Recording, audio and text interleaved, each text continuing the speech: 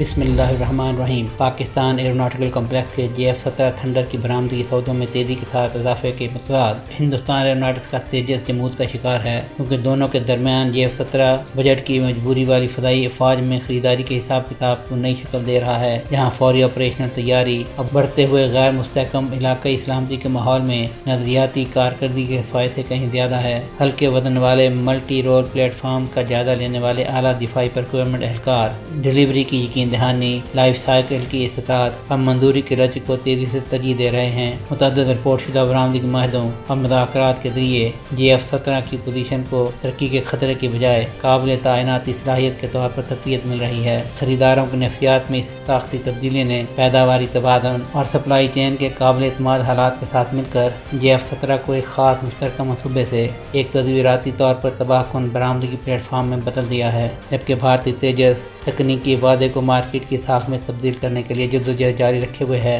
ممکنہ خریداروں کے لیے مرکزی مسئلہ یہ نہیں ہے کہ تیجس آخر کار ایک انتہائی مسابقتی برآمدی علاقہ طیارہ بن سکتا ہے، بلکہ سوال یہ ہے کہ کیا اسے بڑے پیمانے پر ڈلیور کیا جا سکتا ہے، کیا قابل اعتماد طریقے سے تعاون کیا جا سکتا ہے اور غیر یقینی صورتحال کے بغیر فراہمی کو برقرار رکھا جا سکتا ہے، جو کہ اس کی پیداواری پائپ لائن پر چھائی ہوئی ہے۔ JF-17 thunder CL out put مربوط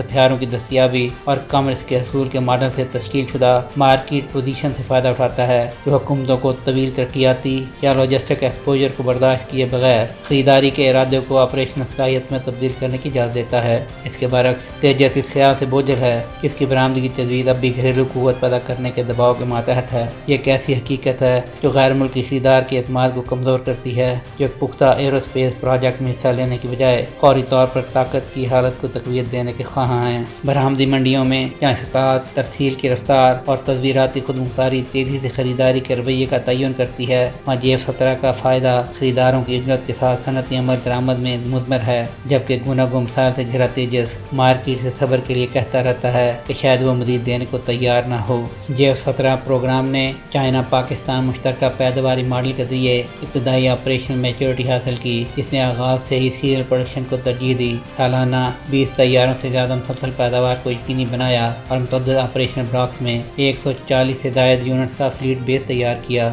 دوسری جانب تیجس پروگرام کو پابندیوں کا سامنا، تکراری ڈیزائن میں تبدیلیوں اور تکنیکی رکاوٹوں کے ذریعے چلنے والے طویل ترقیاتی چکروں کا سامنا ہے۔ اس کے نتیجے میں 2026 کے حوالے تک تقریباً 38 طیاروں کی محدود تشکیل ممکن ہوئی، جبکہ انجن کی فراہمی میں تاخیر کی وجہ سے تیجس MK-1A کے رول آؤٹ کو مشکلات کا سامنا ہے۔ سہیل شہریار، پاک نیوز۔